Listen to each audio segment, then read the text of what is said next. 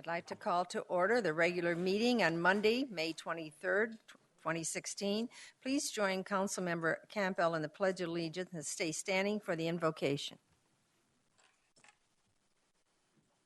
I pledge allegiance to the flag of the United States of America and to the republic for which it stands, one nation under God, indivisible, with liberty and justice for all. Bow your heads, please. God of justice and mercy, we thank you for this opportunity to serve the people of our city. Help us to act with character and conviction. Help us to listen with understanding and goodwill. Help us to speak with clarity and restraint, and give us a spirit of service one to another. We ask, Father, for special blessings for our own David Glasser family as they face the days ahead without their beloved husband, father, brother, and uncle. May they be strengthened with your presence and love every day forward. We ask, Father, that you place a hedge of protection for our police, fire, all first responders, and for our military as they serve our community every day. May we be ever mindful and thankful of their sacrifices on our behalf. In your blessed name, amen.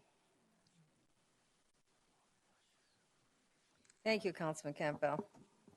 We're all at the dais this evening, so let's go on to communications. We have one on the communications tonight. Nathan Torres, Park and Recreation Director, will recognize Goodyear Branch Library Manager Erin McFarland on her promotion and her contributions to the Goodyear Public Library.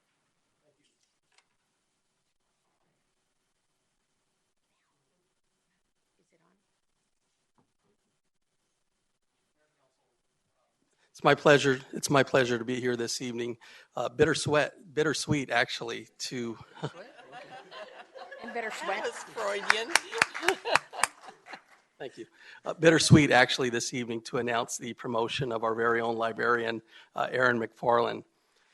Erin has served in the library manager capacity here in Goodyear for about 2.5 years, and during that time, most notably, her impact has been getting the new library up and operational for us. And she truly has made a positive impact in everything she does for our community. And Erin is always the first to say that it's not her. She's got a great team behind her. But we all know that every good team needs a good captain and a good leader. And she's been just that. If we look at the numbers, they're absolutely remarkable. This chart compares where we were at in our old space 2.5 years ago to where we have grown today under Erin's leadership.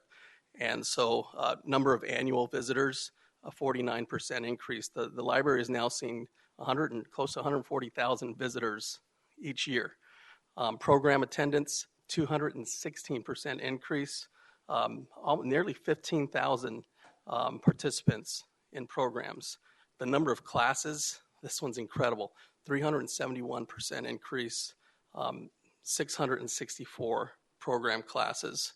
And of course, circulation, another biggie, that's a 67% under Erin's leadership to 401,000 items that are circulated annually.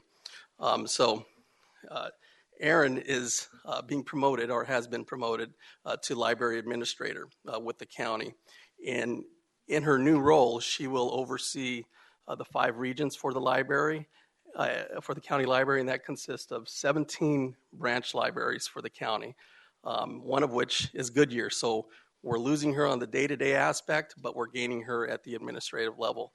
And so with that, it's bittersweet for us, but she truly has made a positive impact, and it's in the numbers. It's also in the thousands of visitors that come to the library that have a great experience. And so with that, Mayor, I'd like to invite Councilmember Campbell up for a special presentation, as Campbell is the originator and current president of the Friends of the Library Group.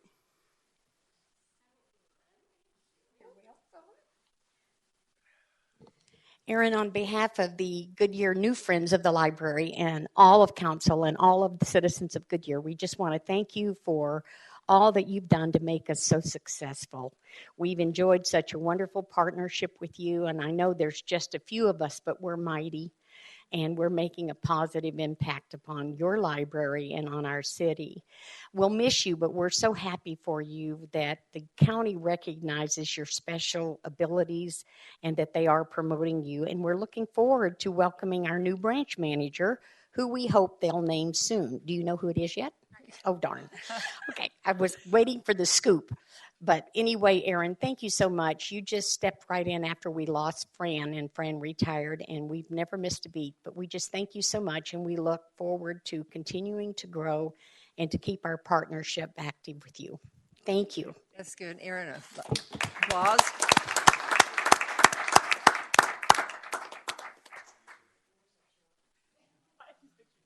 I need a box.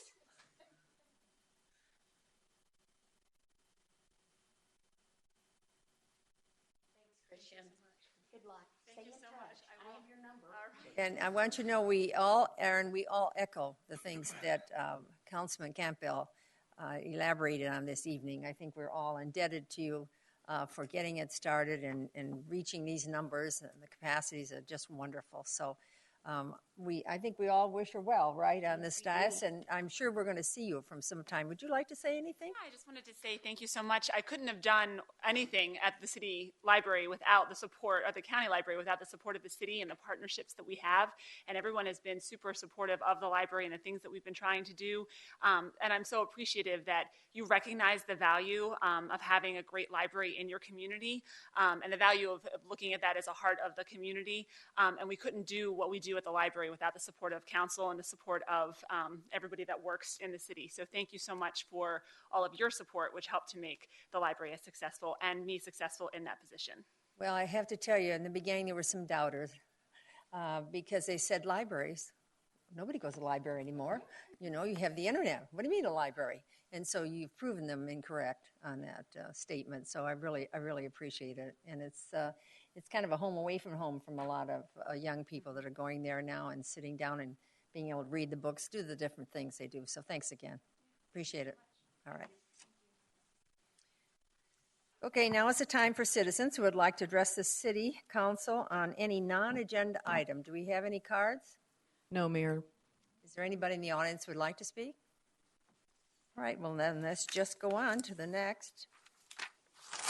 So would the city clerk please read excuse me, would the city clerk please read consent agenda items 6.1 and 6.2 by title only, please? Item 6.1, approve draft minutes from a regular meeting held on May 9, 2016. Item 6.2, accept 2 perimeter fence easements for portions of the perimeter fence and a retention wall at the Goodyear Ballpark facility. Thank you. Does anyone from the public wish to remove an item on the consent agenda? Does anyone in the council wish to remove an item from the consent agenda? All right, could I have a motion and a second, please? So moved. Second. I heard a motion by Councilman Stipp and a second by Vice Mayor Loretano. Roll call vote, please. Vice Mayor Loretano. Aye. Councilmember Osborne. Aye. Councilmember Pizzillo. Aye. Councilmember Campbell. Aye. Councilmember Stipp. Aye. Councilmember Homan. Aye. Mayor Lord. Aye. Passes 7-0. Now let's jump into the business. If anyone in the audience is present to hear or comment on the agenda item 7.3 pertaining to designating a central business district for the city, I would like to announce that this item has been removed from tonight's agenda. Okay, everybody understand that? And then just a reminder to council to refrain from asking questions until the staff presentations are complete and there is a motion on the table. So let's begin by 7.1. The business item is to consider adopting the El Rio Design Guidelines and Planning Standards. Joe Schmidt, long-range planners to present. And then we have, is Mr. Engelman, the principal, here tonight? Oh, yes, he is. Yes, Mayor, Mr. Engelman's here, and he'll be joining me at the end of the presentation. All right, great.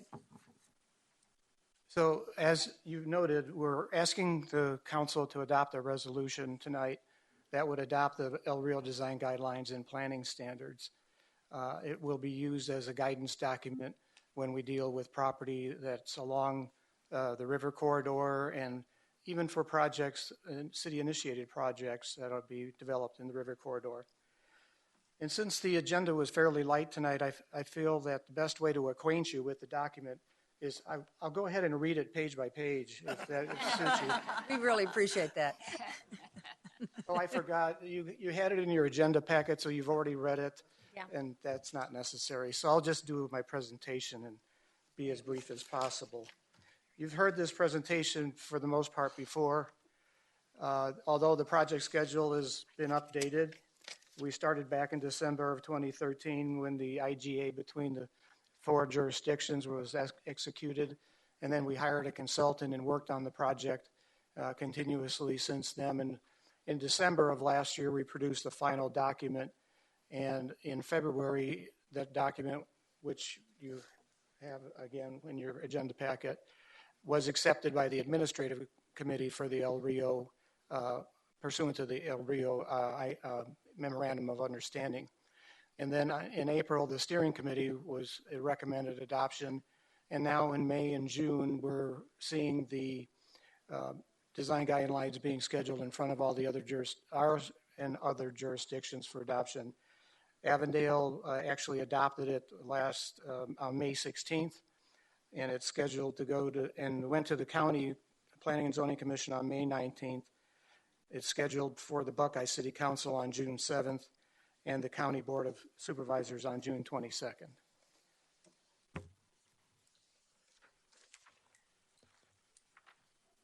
I went through this before and explained that the document is organized in 8 separate chapters that delves into the background of the project, the character and vision for the project throughout the corridor, land development guidelines, and then open spaces, paths and trails, and edge treatments, landscape guidelines, signage guidelines, a section on economic development, and then pilot projects in each of the 3 cities involved in the project.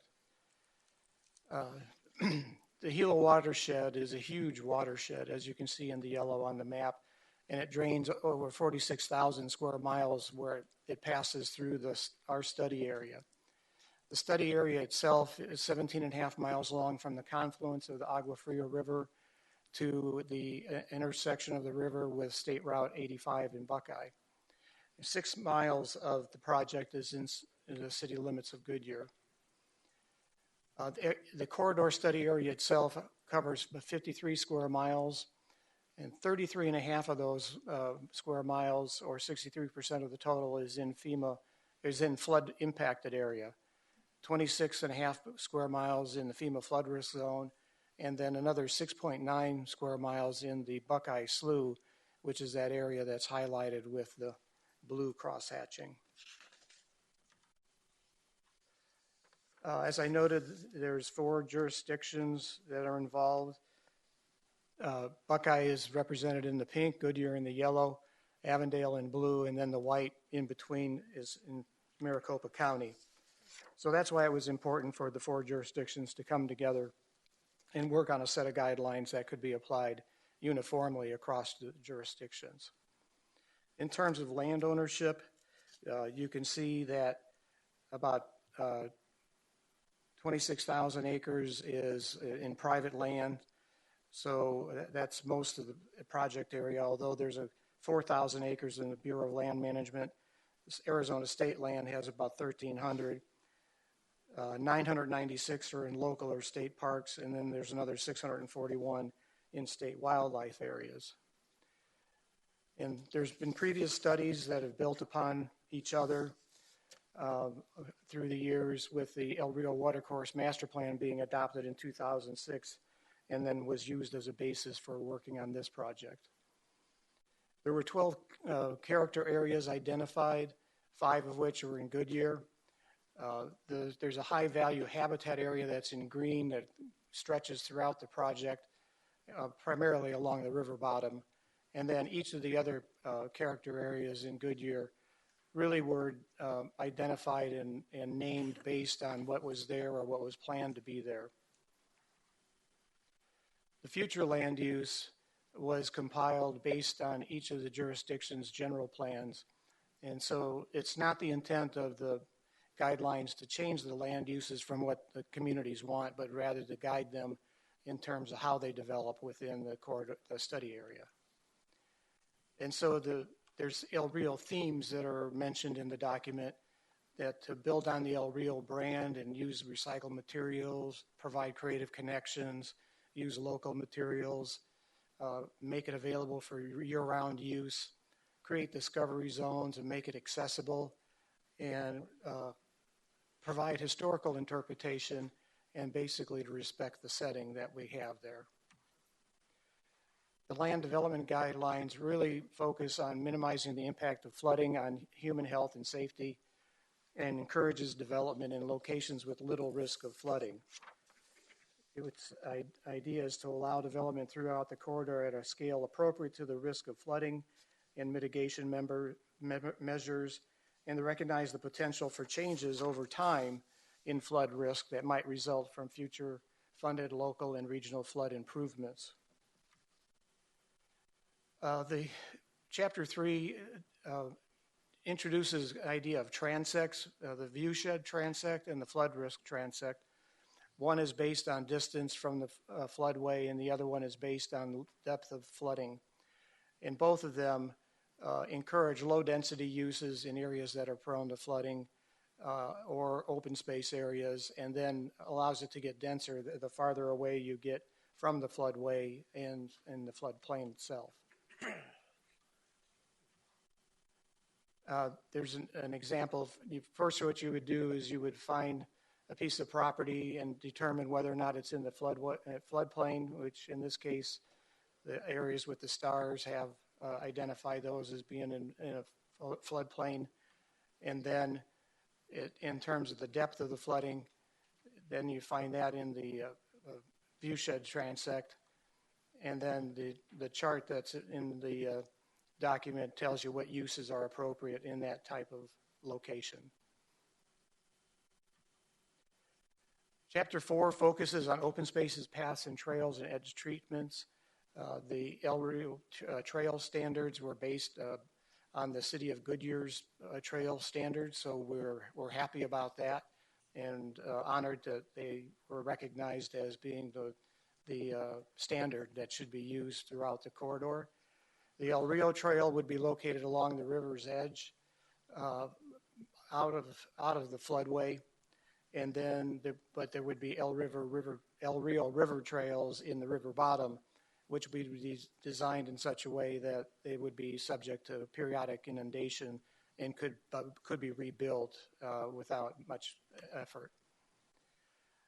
The document also introduces the concept of edge treatments, and that is for property that develops adjacent to the corridor. The guidelines recommend open areas so that it takes advantage of the fact that the El Rio corridor is there and that the trails are there and available for use. Chapter 5 focused on landscape palettes, and that's where J2 Engineering and Environmental was particularly helpful in identifying the areas that would be most appropriate for different types of habitat, transitioning from the river out into the Sonoran Desert, and then lower Sonoran habitat as you move toward the river with mesquite and cottonwood willow habitats closest to the river itself, and then wetlands in the river bottom where water is sometimes available. Chapter 6 focuses on signage guidelines that can be used by each of the communities and the county in developing trails so that there's consistency in terms of materials, colors, navigation elements, regulatory elements, and so forth. The economic development chapter focused on what recreational opportunities might be available. In Goodyear, we focus primarily on passive recreation opportunities in connection to regional trails, the Sun Circle Trail and the Maricopa Trail, and then encouraging commercial nodes to develop at the bridge crossings. Each of the communities involved in the project were allowed conceptual site plan development for a pilot project, and the pilot project we selected is improving and enhancing a trailhead at the intersection of Vineyard and South Bullard Avenue. The county already has a informational kiosk regarding a vegetation pilot program that they developed, and the idea is that we could build upon that and have it available as a trailhead for people to access the Maricopa Trail in the future when it's developed. So the recommendation for adoptions, as I indicated, the technical committee recommended adoption of it in December of 2015. The administrative committee recommended adoption in February, and the steering committee recommended adoption on April 12th. The Planning and Zoning Commission was briefed on the guidelines at the April meeting and recommended approval of the guidelines. And so what we're asking is that the council adopt Resolution 161761 to formally adopt the El Rio Design Guidelines and Planning Standards to be used as a guideline and tool for properties that are located in the study area. And then we've already received an honor award in the category of analysis and planning from the Arizona chapter of the American Society of Landscape Architects. And at the appropriate time, we'd like to present that award to you, Mayor and Council. That concludes my presentation, and I would stand for any questions you might have at this point. Thank you. Did Mr. Engelmann want to speak? He's going to join me in the presentation, Mayor. Okay, all right. Okay, thank you. Are there any speaker cards? No, Mayor. Would anybody in the audience like to speak? Will the city clerk then please read Resolution 16-1761 by title only, please? Adopt Resolution Number 16-1761, adopting the El Rio Design Guidelines and Planning Standards relating to the land management and implementation of the El Rio Watercourse Master Plan. Thank you. Could I have a motion, a second, please? So moved. Second. I heard a motion from Councilman Campbell and a second from Councilman Holman. Open for council discussion. Yes, Vice Mayor? I just want to say thank you very much. It looks like a great plan, and I'm really excited that it's moving forward. When are we looking to some of these projects that you said each city could start a project? What are the time frames for some of those? Mayor Lord, Councilor Lord, our Vice Mayor Loretano. The projects that the city of Goodyear would entertain would go through the normal CIP process, and the timing of those will be determined as to based on funds available and on priorities with respect to projects, obviously. Some of the other communities' pilot projects were already on land that they own, and so they'll probably be moving forward a little bit faster. But we're glad to have these as a guide to kind of provide some direction for the future development. And as the trails develop, the Trailhead project particularly will become more and more important. Well, it looks great, so great job. Thank you. Yes, Councilman Osborne.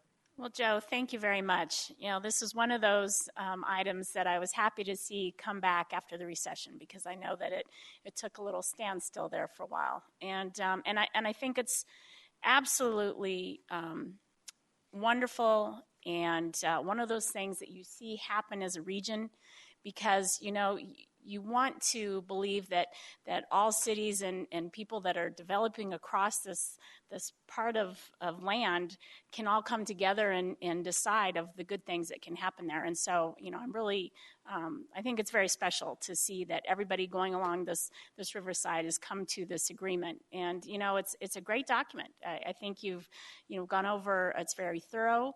And I see wonderful things there. I think the only thing, and yes, I did actually look through the the whole thing. This is something that I've watched for quite a few years. Is there, because I see tidbits here and there. I bookmarked a few spots where I would see that they were talking about, and I know you all will giggle at me, the wildlife or natural ecosystems that flourish in these areas. And but I was wondering, is there a partnering document or outlines that are going to deal with the wildlife that especially as it becomes more developed and probably more exciting as an ecosystem for this wildlife, how they're going to deal with that. And I know this is probably future things, but since you're talking about it now and you're putting the plan together, is there something that ties with this? Mayor Lord, Councilmember Osborne, we did have comments from the Game and Fish Department, and we recognize the importance of the vegetation as habitat for not only for normal species but for endangered species. So that is something that has to be taken into consideration with any project that is going to be developed in the corridor. And I think that the selection of the plant materials that are recommended had that been particularly in mind for the species that we know are in the area that could potentially be attracted to the area. So it isn't something that was a primary focus of the document, but it was considered, and it was recognized that additional work will be needed as projects go forward. Okay, I appreciate that. I just wanted to know and to be reassured that it's being addressed. Yes, ma'am. Thank you. Any other questions? Councilman Campbell? I actually have a question, Joe, and I'm sure y'all have looked at this, but do we have any salt cedar in our portion of this water course? Mayor Lord, Councilmember Campbell, yes, we do. Yes, we do. We're fortunate in that it is not as prevalent in the Goodyear Reach as it is in some of the other reaches. However, the growth of salt cedar in some of the other reaches is what is contributing to the increase in the flood levels.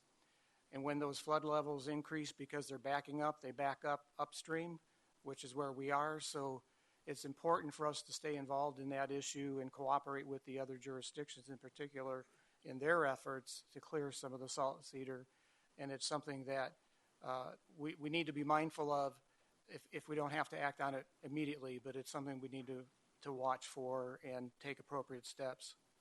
Well, you've now alerted us, so should this occur, we don't have to wait to get it in the CIP if we have to do something with the salt cedars. And I know we've been working with our friends in Buckeye because they have the worst problem of all with 3-story building size salt cedars, which is just unbelievable, but it's there. So I just wondered if we did and if we had it identified. That may be the first things we have to address with anyway before we even start building. But thank you so much. This is just a wonderful partnership with many entities involved, and we are very happy to have it. The County Flood Control District has been working on a vegetation management plan, and so that is the document we'll be looking to for direction as to where we need to focus efforts in Goodyear. There was a big meeting in Buckeye, and they were all around the Wasn't table. the Corps there? Yeah, the Corps of Engineers was there, so that they are. Any other questions up here? No. Comments? Well, thank you for talking about salt cedars because Mayor Meck and I have been, he is the forerunner on this. He's been, but we just happened to be in Washington at the same time.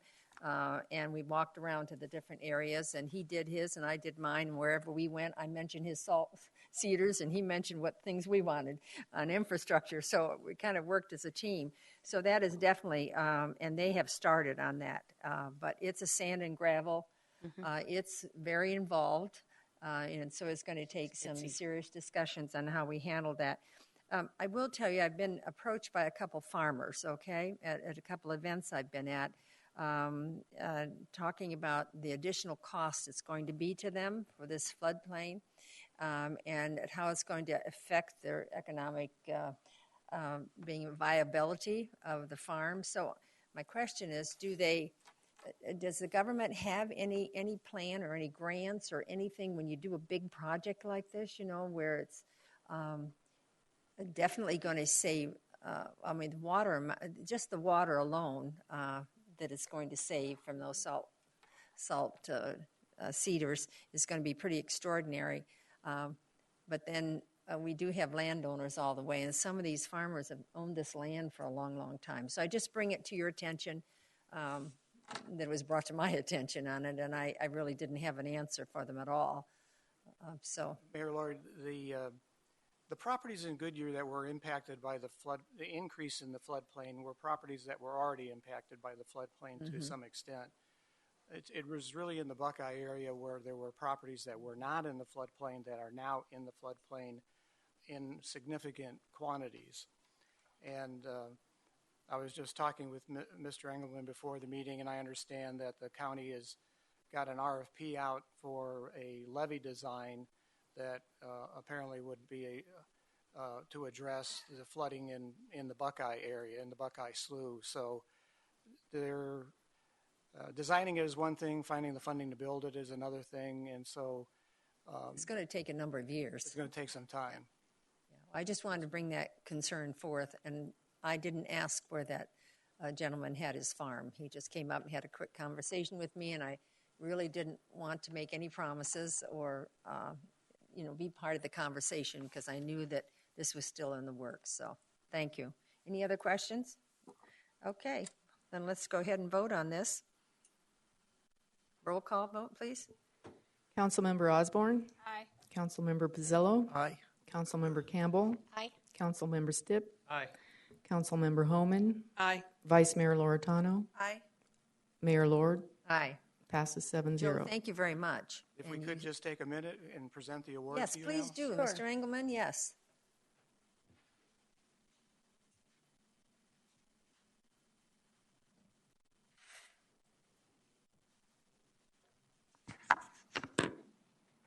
Mayor and Council, my name is Jeff Engelman. I'm a principal with J2 Engineering. And first off, I just want to thank the Council for all the support through the last 3 years on our part. But actually, this study has been going on for more than a decade, if you look back at the earlier report. So the stamina of the Council and the leadership from Goodyear remains intact and is a benefit to the project reaching the success and planning ahead. So on April 16th, this project was awarded a state award by the Arizona chapter of the American Society of Landscape Architects. It was judged by professionals in California, was not judged by local professionals. And so it was chosen by a jury from California as an outstanding planning document that also involved, pardon the pun, herding cats to get 5 different agencies to adopt a single planning document. Was quite an endeavor, and we're just happy that we were a part of it. And so Joe's got the framed award certificate that we accepted on behalf of, and Joe happened to be there that evening, on behalf of both the City of Goodyear, City of Avondale, City of Buckeye, Maricopa Planning Department, Maricopa County Flood Control, and Maricopa County Parks Department. So with that, we'll make a presentation to the Council. Did you? Sure, I'll come down there.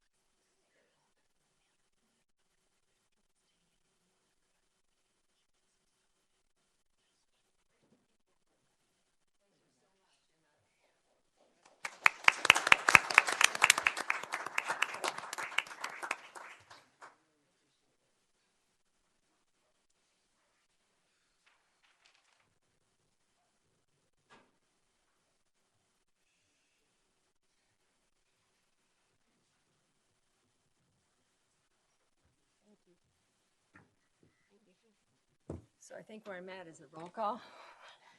We roll call on this? No, we finished. You can move on to 7.2.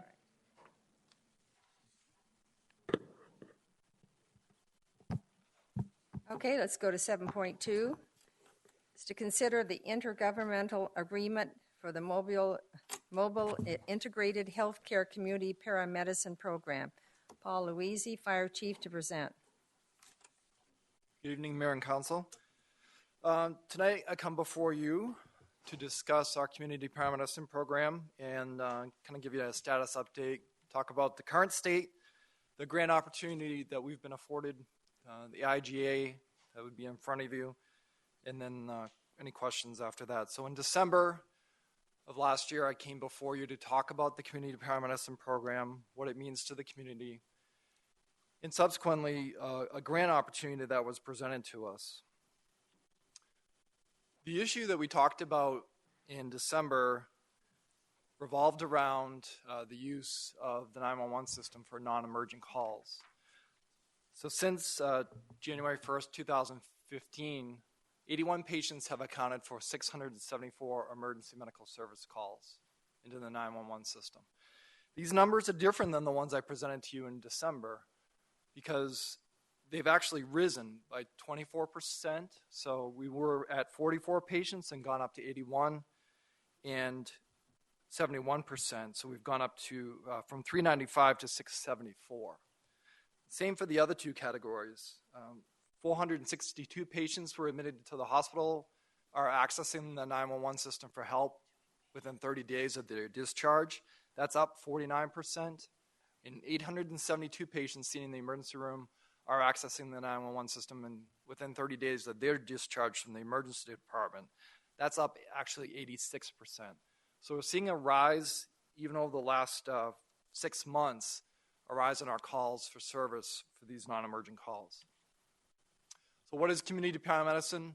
It helps coordinate the care of patients that otherwise would use the 911 system for emergency department to help solve their medical needs. It's still a very new and evolving model. So we started to begin to talk with an organization called St. Luke's Health Initiative. Along the way, they changed their name to the Vitalist Health Foundation. They're a nonprofit based in Phoenix, and they look at agencies that are looking to work with their communities on innovative healthcare approaches.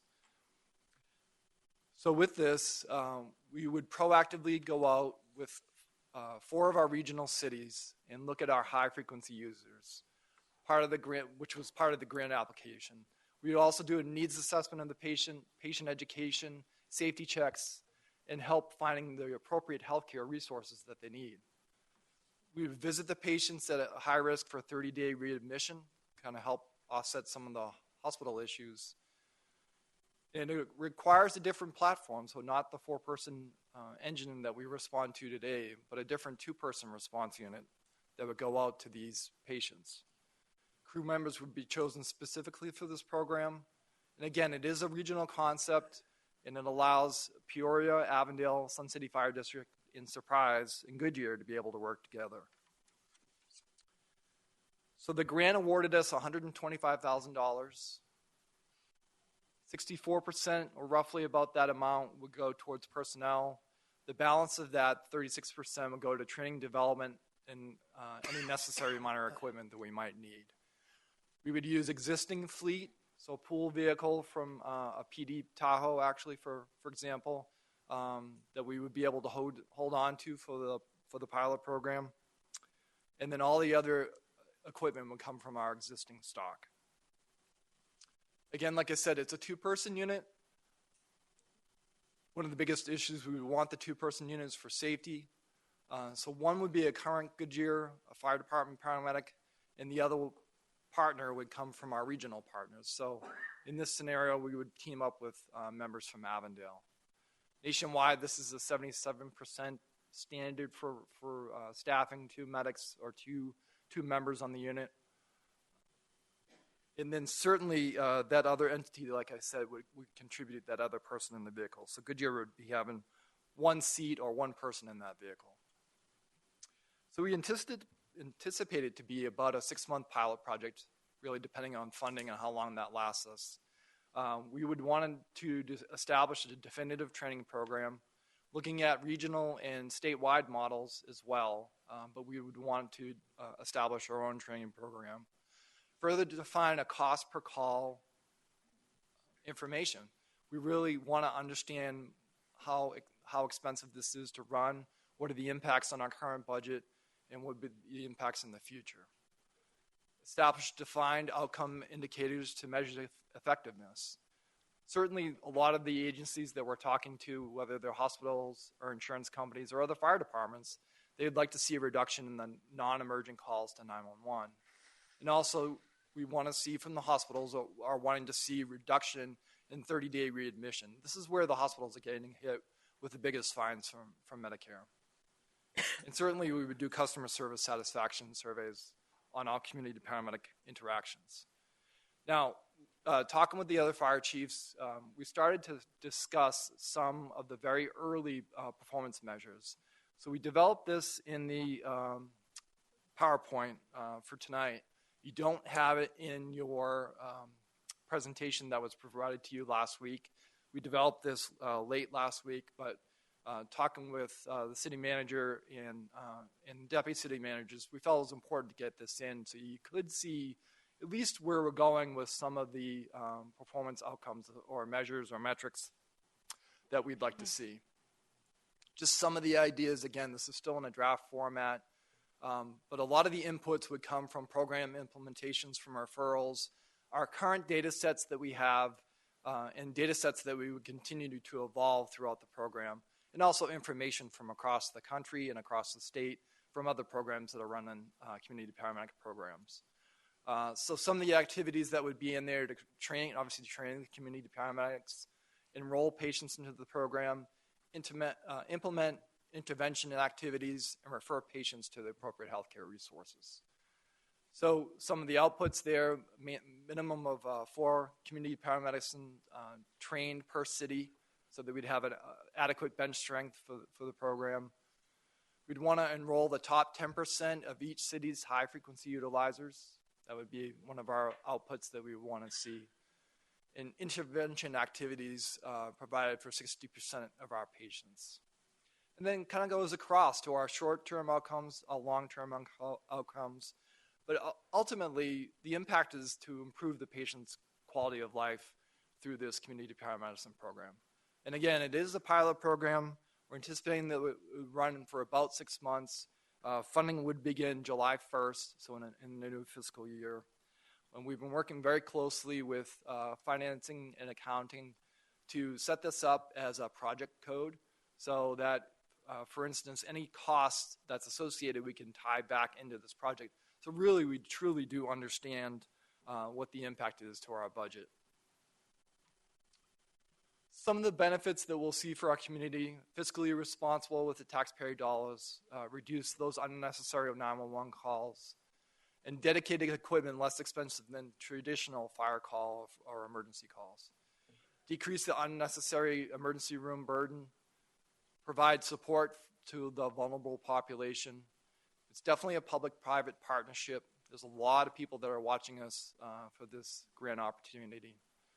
We're looking to maximize our resources, and we want to continue to provide that outstanding, innovative customer service to our citizens. Currently, Sun City Fire District in Peoria has approved this IGA.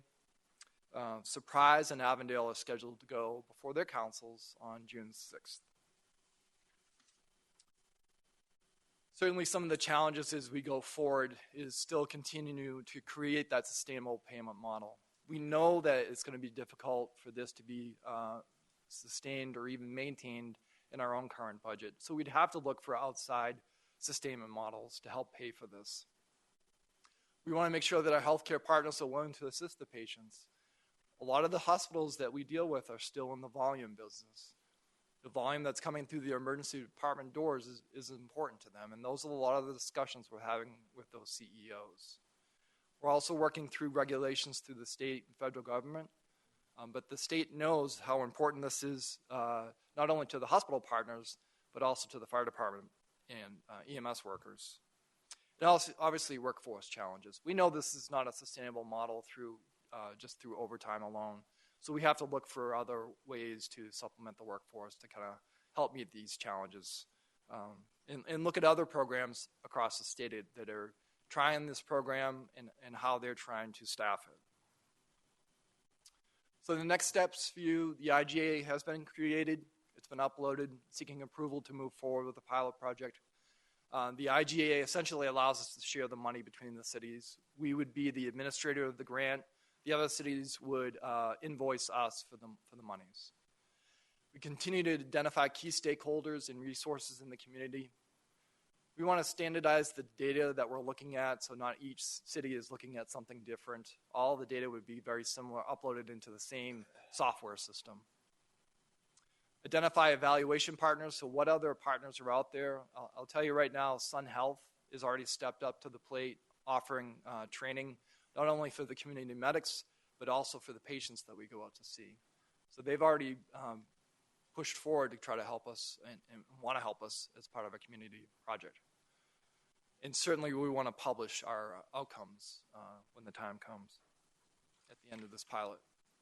So here's some references that I left on there for you. And then I'd be available for any questions tonight. Thank you very much for the presentation. Are there any speaker cards? No, Mayor. Would anybody in the audience like to speak?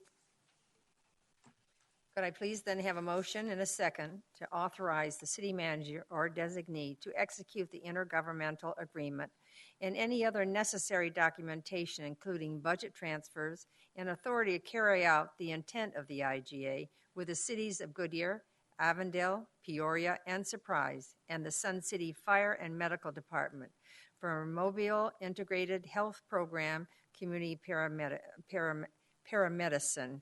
Do I hear a motion? So moved. Second. I heard a motion from Councilman Holman and a second for Vice Mayor Laura Tano. Open for council discussion. I'll start down here. Councilman Pizzillo? It's my understanding with the program itself, it benefits the hospitals. I guess, correct me if I'm wrong with the Affordable Care Act, if they're coming back to the hospitals within a certain period of time, there's not a reimbursement or whatever, so it's to their interest to participate in that. Is that a correct statement? That is a correct statement. So if a patient is discharged and then comes back in to the hospital within 30 days for the 5 top criteria, CHF, chest pain, stroke, hip and knee fracture or replacement, the other one's escaping me. If those patients come back into the hospital, then they get a reduction in their Medicare dollars that are given to them at the end of the year. It's total Medicare dollars. It's just not for that one patient. I will tell you, we're having very serious discussions with Tenet Healthcare, the owner of Abrazo. They're looking to, or wanting to us to fund for us a pilot project as well. So they are bringing healthcare dollars to the table for us. Just one more follow-up quick question there. Veterans, how might this program Actually, I think we'll have a good benefit. I met actually a nurse liaison for the VA during our EMS open house, and he wants to create an MOU with us whereby when we go out to see a veteran, they would do telehealth with them over an iPad through FaceTime. And the cost for the veterans is free, and many times once they see the patient, they're able to refer them into appropriate VA resources, which is at no cost to the veteran. So we're really hopeful that we can tie a lot of this training and resources and put it into the right hands of the patients. Okay, thank you. Sherry? I'm very pleased with this. I think it's going to be the future of medicine.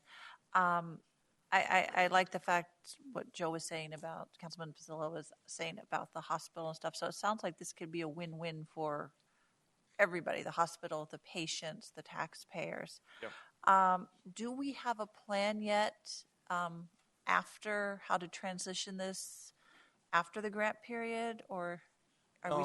Like I said, the money that Tenet is talking to us about now would sustain us for a year.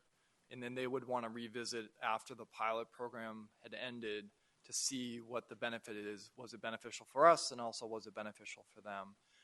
A lot of the same performance outcomes are being discussed. They're very preliminary, but the understanding from them is they want to see a reduction in readmission rates for their hospitals. So could be a significant savings for them, and it could be a benefit for us as the department from a revenue standpoint. And after the pilot program terminates or I assume you'd come to us before it would Oh, terminate. absolutely. If it's working, Yeah. give Yes, us updates absolutely. so we don't have a lag, because No. I'd hate for it to sunset and us not, if Yep. it's working real good. So thank you, Absolutely. and thank you for your hard work on it. Councilman Stipp? Chief, I think there's at the end of the pilot, when we get done, I think it's important for the council to have the answer to the public policy question. Is this something that the taxpayer should be funding? So I think at the end of the pilot, at the end of all of it, we have to be able to answer that question. Absolutely. I think community paramedicine is the next evolution of EMS, if you will. But I think from a public policy perspective, we have to be able to answer, is this the right use of taxpayer dollar? Agreed. So if you can work into the matrix, how does that all factor in? Not necessarily the cost savings for the hospital or the advantage for the patient. It's what is it costing us to run it?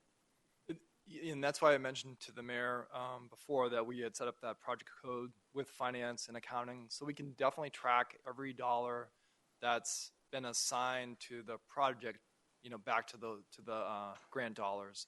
We don't want to miss an opportunity there that we didn't capture O&M for the vehicle, or we didn't capture equipment costs.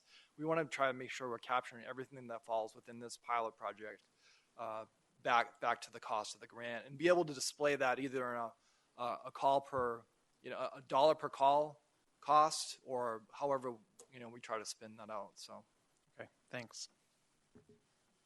Down here, Go ahead. Councilman Campo? No, go ahead and let Joanne speak. That's all right, I called Councilman Campo. She can wait. Well, all right, I have a lot of questions, Paul, so I'm going to just go down my list because I have been talking to folks, visiting folks, and I notice in section 4.3, it's stipulating that if unable to staff with 2 paramedics, the vehicle may be staffed with 1 paramedic and 1 EMT. Correct. And I'm not comfortable with that. I think it still should be paramedics. It's called paramedicine. People think they're paramedics, and a paramedic is a paramedic who can do things an EMT can't do. So I have a concern with that. I don't expect you to answer this, of course. Staffing the vehicle 20 hours per week, how is that overtime going to be shared throughout our department? I'm only interested in how it's going to affect our Goodyear firefighters, and is it going to be open to every one of our own paramedics? No. As I said in the presentation, we're going to select a group of medics that would be interested in this program. For the pilot program, we certainly want the ones that are most interested in this, that have expressed a desire in this program in the past.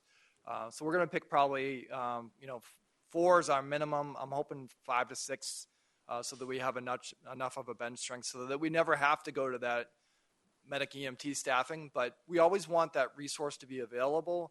And if injuries or vacations or something happens, we want something to be able to fall back so the vehicle can still go out and see patients. Well, That's why we put that in there as kind of an emergency backup. I'm assuming we're only partnering our city with Avondale. So Correct. if Avondale doesn't have a paramedic, then they could put an EMT on. Correct. I don't want it to ever be where we have 2 EMTs. No, because that's absolutely not. defeating No, what we want. It says that in there. That's a paramedic or EMT. All right, and can you give me what a schedule is for our firemen? What do they work, and what time are they off?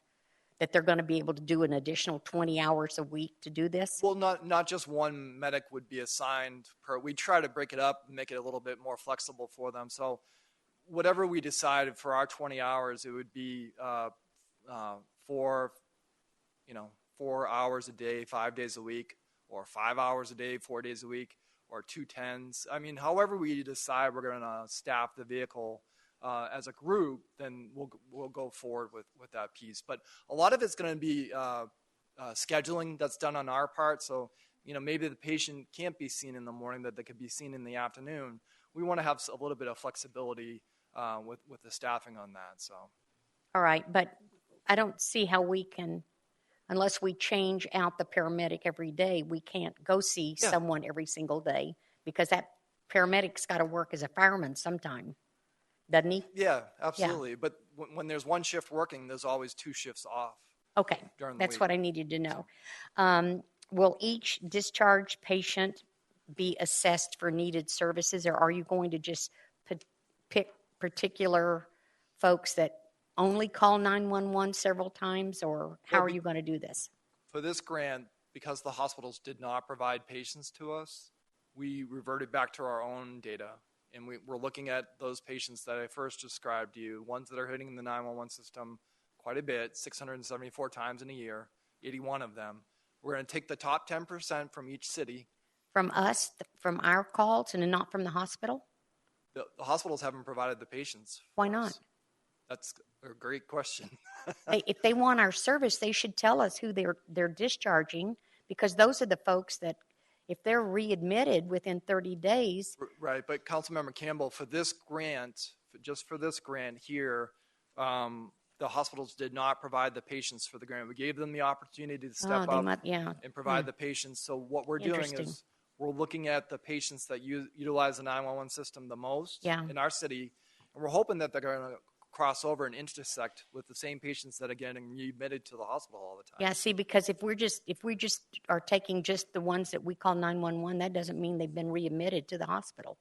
Someone's going to have to track them and find out where they went, because your numbers are going to be skewed. Well, we have the ability to be able to cross-track those. We are working with a company called Health Service Advisory Group, and they have access to all that patient data. So we're hoping to kind of meld the two systems together to kind of cross-track those patients. Oh, shucks. Well, I am not really comfortable with the one-year agreement, because our city has not determined to continue this program. It's my understanding that the request from Fire was to apply for the grant, and that it would be a 6-month program evaluated after the completion of 6 months. And if we don't want to continue it in 6 months, we've got an agreement, if we sign this, that's going to make us operate it for a year. No, ma'am. What actually the agreement allows for is the money to be exhausted. And we anticipate, based on costs, that the money will be exhausted in about 6 months, maybe at the very most 8 months. So we, in discussion with the legal office, we decided that the year was probably the best. And the reason I'm saying that is, what happens if we're not able to go out and start seeing patients until late October? And now we're running up close to the next fiscal year. We just wanted to give ourselves that cushion. Everybody knows and everybody understands that the budget is very limited. And once it runs out, and the program essentially would stop at that point. Okay. Are we going to have additional insurance for our fire department or the city? And who is going to pay for that, and how much is it going to cost? So I've talked with our risk manager. We're estimating that it could cost $2,500 for the entire year for additional liability insurance, and we have that covered underneath the grant cost. And that would come out of the grant, not any city funds at all? Correct. Great. So Goodyear and Avondale fire paramedics will staff one vehicle and follow patients discharged from a Brazos West hospital only? No, ma'am. Remember, I told you so that. So you're not tracking hospital? We haven't been given any patients from Brazos. Gosh, well then why are we doing anything? As I explained, ma'am, in the slide that showed the patients, we have a huge increase in patients that are hitting our 911 system. We think that those patients are also causing the same issues at the hospital, tying up the emergency room beds, and also being discharged from the hospital within 30 days and then being readmitted again. So we're trying to break that cycle. But without the patients being discharged directly to us from the hospital, we have to find another way to make an impact on those patients' lives. And so this is what we've best determined is the way to impact those patients. Well, I was thinking that this was in conjunction or in concert with a Brazos West Hospital, that they wanted us to do this because of the 3% penalty that they will pay for anyone that is readmitted with the same diagnosis within 30 days. Correct. And 3% of their total Medicare payment can be $1 million easily. If not more. And so it behooves them and any insurance company to see that this program is successful, but it's only going to be successful if we follow actual discharges from the hospital. Correct. And Everyone has a right to call 911, Chief, whether they call once or 500 times. As taxpayers, we can call. But you're right, we do see some folks that are abusing it, that want to ride because they can't do other stuff. And I can see us trying to work with those folks, but I just don't know that that's going to give us the right numbers for this council to make a decision to continue this down the road without seeing what effect it has on our own hospital, because it's locally, they're the ones that are going to benefit the most if this program is successful, if it's tied in with their discharges. yes, I So- understand that. But And it's a I- great program, it really is, if they're following discharges from the hospital. I didn't mean to imply that calling the 911 is not allowed for our citizens. That absolutely is. But I am telling you that we are seeing a large increase in those patients calling the 911 system for non-emergent calls. If we don't make an impact now, we're going to continue to see those numbers rise. And just from December, we've seen a huge increase in those numbers. I'm Now, sure. as I spoke about before, that agreement with Tenet would include discharged patients from Abrazo. So we're not at that point yet, but we're very close, and we're hoping to bring back something in June if things start to move efficiently Okay. for us. So are we just going to see patients in Avondale and Goodyear? We're not going to be sending our Correct. paramedics all over the valley to? Correct. Okay. Just in our districts. Okay, thank you. That's all my questions, Mayor. Other questions? You can tell I studied. Oh, Joanne? Thank you. Thank you, Paul. I mean, this is something that, as you know, that I've been excited about, and I have looked at your references, and I do see that there's about 231 unique programs across the nation that are also trying things like this. Obviously, what we're looking at right now is small potatoes compared to what like Mesa is doing, and that looks like those are more 12 million worth of dollars of things there. But I appreciate the fact that this really is back to our citizens, and and I know that we're discussing things with the hospital, but that's not even tied into that yet. And I think back to Councilmember Stipp's point of this being a public policy type of decision that we're going to have to be talking about. One of those documented questions that I have that you don't always see in dollars would be looking at, okay, if you are going to one of the frequent 911 callers' residents, and you're able to look at a station call volume that has dropped 5-10%, and you kind of balance of this has gone down, and so then that truck or whatever has been able to go out to a call right around that same time where this person was going to call 911, and so you're looking at those ties of it's going to take a lot of documentation on your part. I guarantee this, but I think that it's also going to be a win-win, and so it's going to be very interesting to see after this 6 months what's been discovered. The discussions with the partners and how they can come to the table, and really, especially as we're studying where's the next station going to be and this and that, is this just another leg of a stool of public safety for our city? And I think that's really important, because that's what it is most important of all, is it's about our citizens. And I appreciate that. I do hope that you will be in connection with these other 231, agencies around the nation that are also being creative and looking about how can we tackle this situation. And I appreciate that. And I hope that there is a way that we're going to find the next year's being able to afford this and how it's going to work. Thank you, Paul. Sure. Thank you. Anybody else here? I read the article today on Mesas, Yes. and it sounds good. It sounds like it's being successful. Mayor Meck's been talking to me a long time about the Buckeye one they're doing and how pleased the citizens are and how useful it is.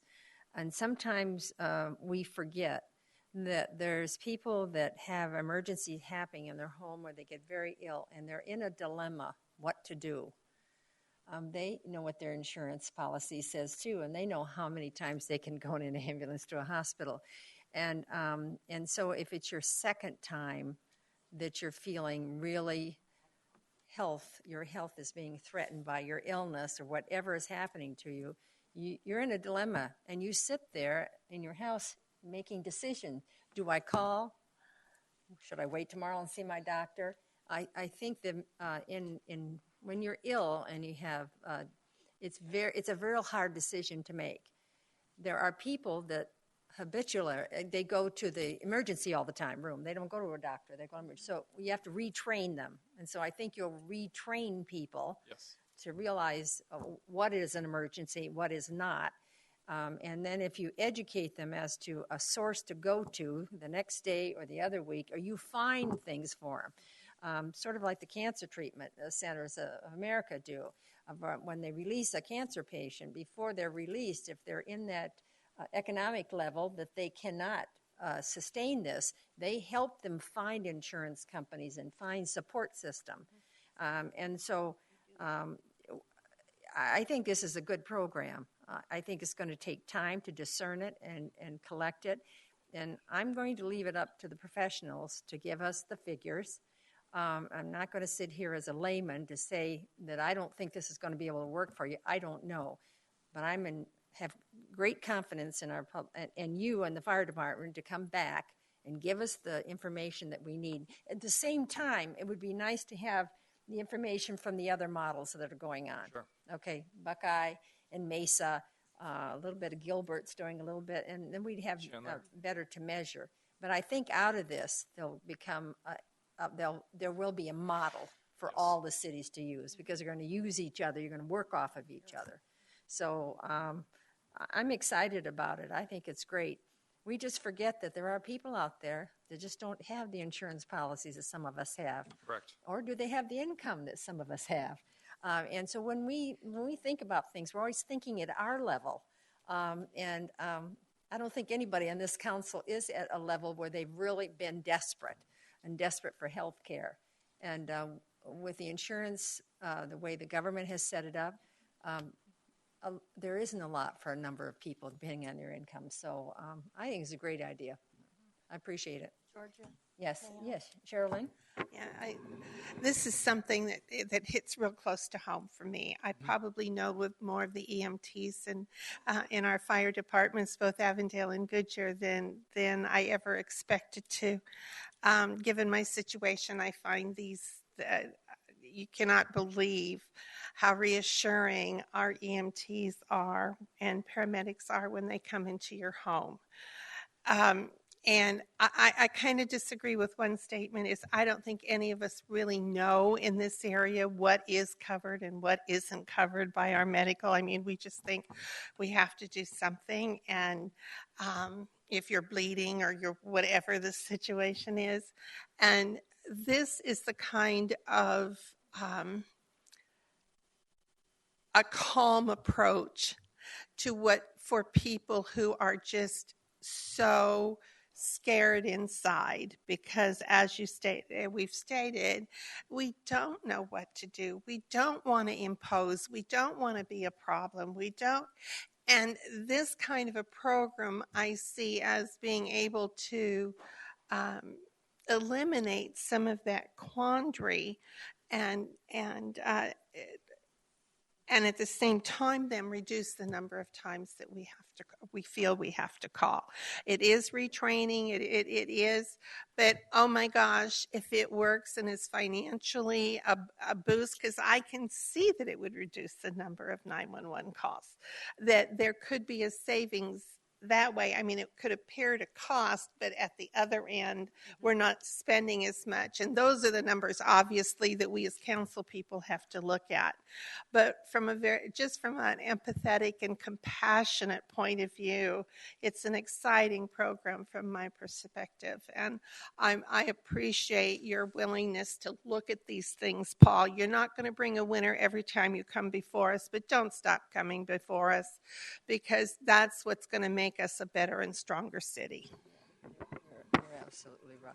Yes, go ahead. So I just wanted to thank the legal department for, especially Lisa Wallen, for helping us out with this IGA. We are, at least in the Valley, Metro Phoenix area, we're the first to do this from a regional perspective. Everybody else is kind of within their city borders, Mesa, Chandler. They're kind of Tempe, kind of approaching Scottsdale, approaching it from their own city. We're looking at it certainly from the 5 cities. So Lisa did a lot of work, a lot of slaving over this and getting the wording just right, so all 5 attorneys kind of agreed to it, which was pretty amazing.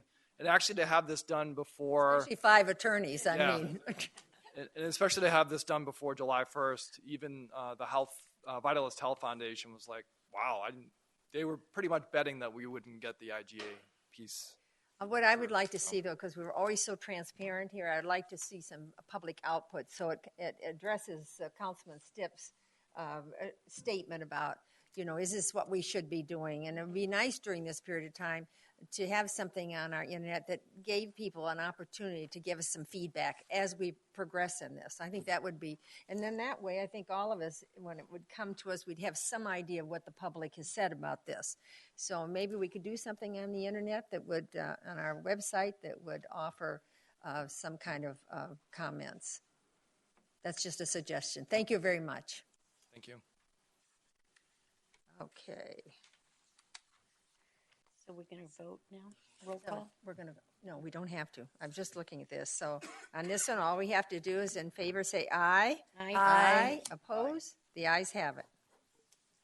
Okay. All right, 7.3 is off for this evening, so we'll go to 7.4 to consider approving the April 2016 budget transfers.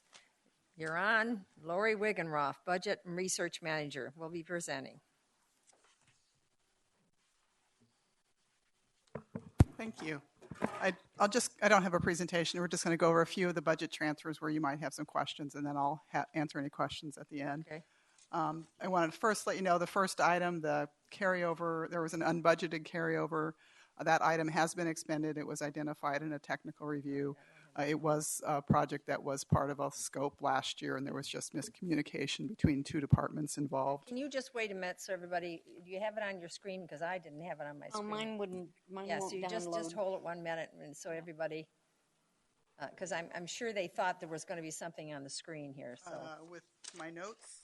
Okay. I don't have a clean version. Okay. All right. There we go. I just want to make sure I didn't have mine up, so I want to make sure everybody had. Thank you.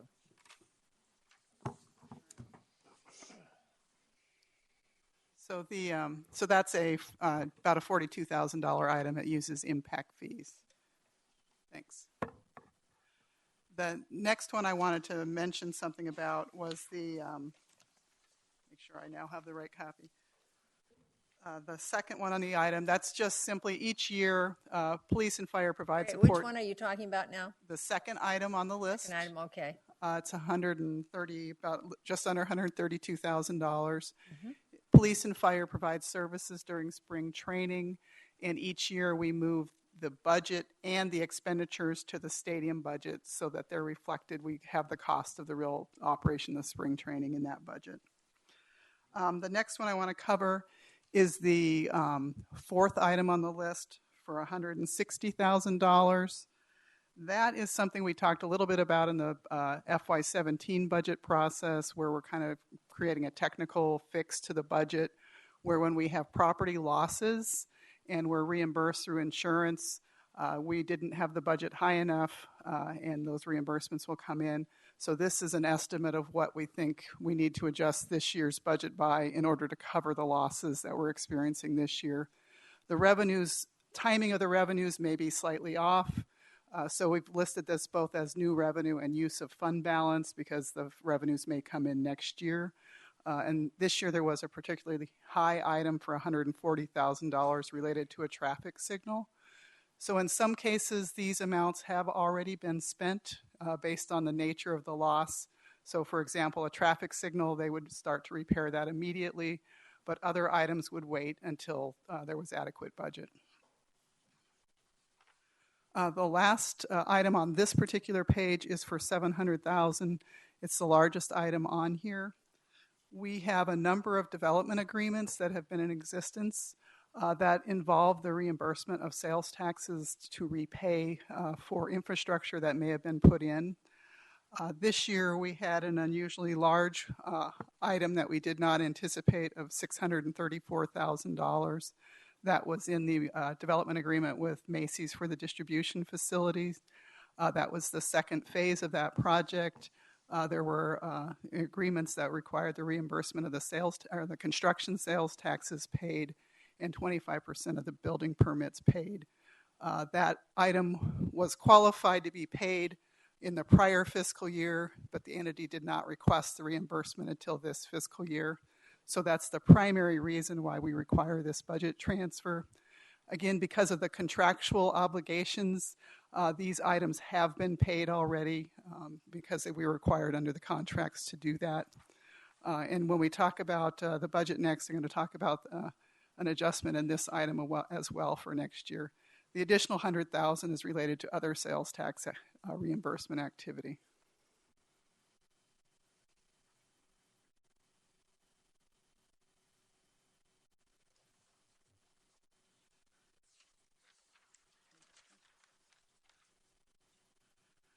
The first one on this page, the $75,000, is another case where there's existing development agreements that require the reimbursement when we collect impact fees. So it's another case where impact fees in these areas have come in a little bit higher than we've anticipated, and we have made some of these reimbursements already through those agreements, and this is also an anticipation of what might incur for the rest of the year. And then the next two items, both in the grants, this section and the grant section, are related to one grant that we're receiving. It requires a match of just under $20,000. We do have a budget, an annual budget of $90,000 to match grants. So that's the source for this just under $20,000 matching fund. And then the rest of the items are related to grants. So if you have questions on any of the others or need more explanation, I'll be happy to answer. No, just go ahead. That's it? Yep, so we'd need to act on this item? Yes, yeah, I'm going to act on the thing. Are there any speaker cards? No, Mayor. Would anybody like to speak? All right. Could I have a motion and a second to approve the April 2016 budget transfers? Moved. Second. I heard a motion by Councilman Stiff and a second by Councilman Pizzillo. Open for council discussion. No discussion? All in favor say aye. Aye. Opposed? The ayes have it. Thank you very much. So now, next business item is to adopt the FY17 tentative budget. And Lori is back up again for that presentation. Lori? Thank you. So we are here for the first of 3 meetings where we'll be going through the formal steps of adopting the FY17 budget. And what I'd like to do is just do a quick overview on the budget process as to how we got here. We'll talk about the financial policies. We do this annually, and we're recommending some changes to those as a result of the process that we conducted this year. I'll highlight the changes from the draft budget that we discussed with you in April, kind of give you the dollars and cents of the budget, and then go over the next steps. So the process for this year, essentially there's a staff process. Throughout the year, we monitor what's happening in the current year budget so that we can look for any challenges or potential savings that may need to be addressed and become available as we go through developing the next year's budget. In both the case of the operating budget and the capital budget, the processes in general involve the departments making requests, either for changes to their base budget or for supplemental additions or for new capital projects. and those requests go through a review by the finance department, the city manager's office, and in the case of capital projects, the engineering department as well. So there's a process through which we follow regardless of the type of portion of the budget. In terms of the city council involvement, we've been here with you a few times this year. In November and December, we talked about capital projects. We got ideas, suggestions, some direction, came back to you, costed some of those ideas, and got additional feedback. We discussed tax policy and the budget calendar in January, primarily focused on sales tax and property tax policy. In February, we reviewed a 5-year financial forecast with you, and in that case, we looked at the general fund and we broke it into the ongoing and operating one-time portions for you, so you could have a better view of kind of how the funding sources look for the types of expenditures we make in the future. In March, we reviewed compensation and benefits. We discussed a 3.5% compensation increase for non-represented employees. And we will be in the second year of a 2-year negotiated agreement with police and fire, which would be at 6% and 5% increases respectively on average. And we reviewed the draft budget with you over 2 meetings in April. And then we also took that draft budget to the public budget forum, which was held on May 4th, to review we went over the highlights of what we've accomplished this year, as well as the recommended budget for next fiscal year. Through that process, a couple things evolved in terms of how we developed the budget and what we ultimately are presenting to you today. One of the things was we developed a series of guiding principles through your feedback and management used those to come forward and make recommendations about changes to the budget. I think you'll recall the areas that we talked about. But we also, one of the things I didn't note on this slide that we also looked for and considered throughout the process, both from management's perspective and your perspective, was also the citizen satisfaction survey and some of those areas that emphasized investing in parks and recreational opportunities. So we considered that through this process as well.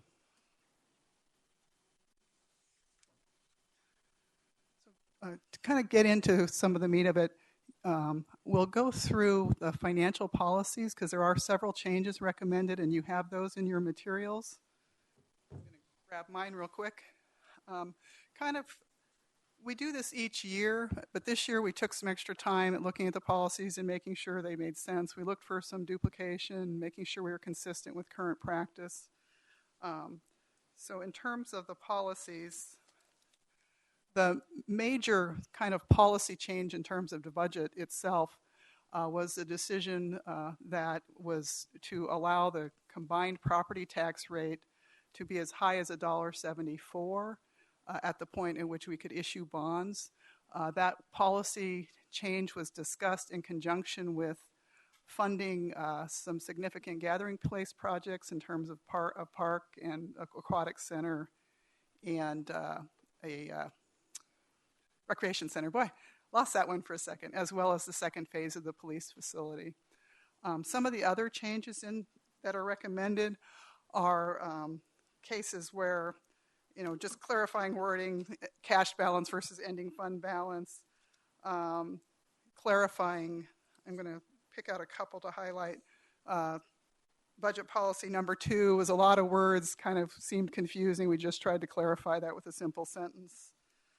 We deleted some duplication. There was a couple different allocations related to contingencies in the general fund. Basically, the 3-month contingency covers the 10% sales tax contingency and some other kinds of contingencies that were discussed. So we felt we could recommend removing some of those other contingencies. There was technical correction to bring the lottery funding to the proper name in the state area. Also in the area of financial forecasting, there was a couple places where financial forecasting showed up. We tried to incorporate all the concepts into the long-range forecasting section of the policies. So we took a couple out in other places and made sure they were covered in the long-range forecasting section. Mayor, members of the council, and Lori, sorry for the interruption. Just a point of clarification on the financial policy changes and revisions and talking with our assistant attorney. Action tonight will not be taken on the policy changes. We would want your input, and it can be done under consent on another council meeting because we weren't posted for this. So just wanted to make sure that was clear. Okay, thank you. But your action tonight doesn't actually change the policies. That'll take a separate action. All righty. And then I think that's the highlights of the changes in the financial policies. Other one, like I say, we clarified the budget transfer to be consistent with our current practice and those types of things.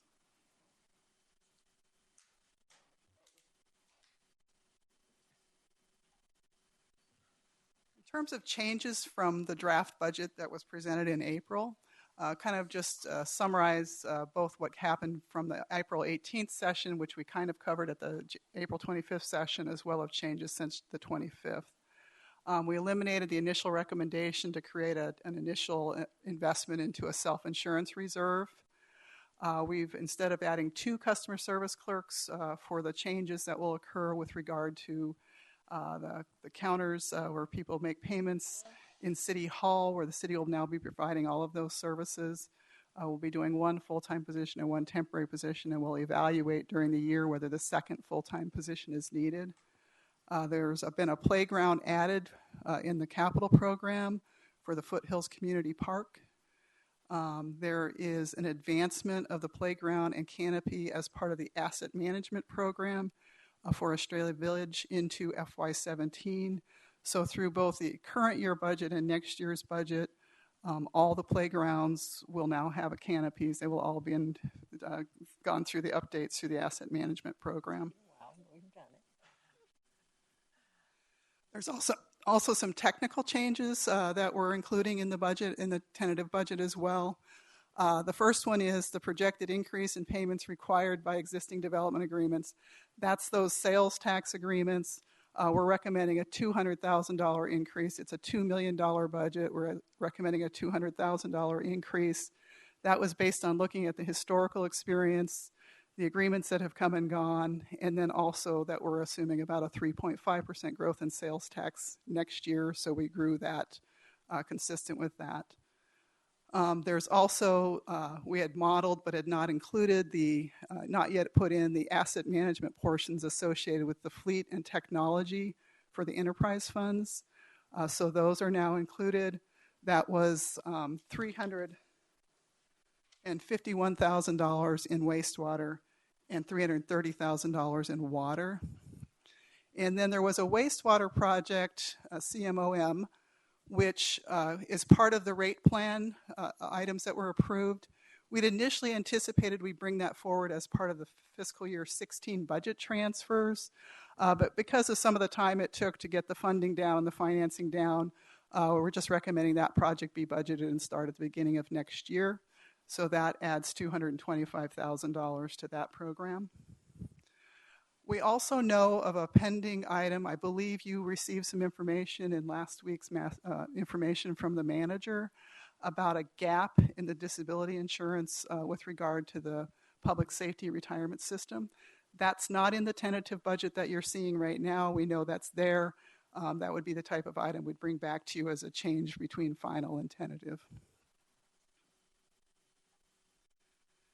Just to kind of quickly run through the numbers of the budget, the revenues are $189.1 million. The budget's $254 million. That other kind of $65 million comes from the fund balances, and that's primarily made up of the carryovers are $30 million, and that $30 million in fund balance comes with them from this year into next year.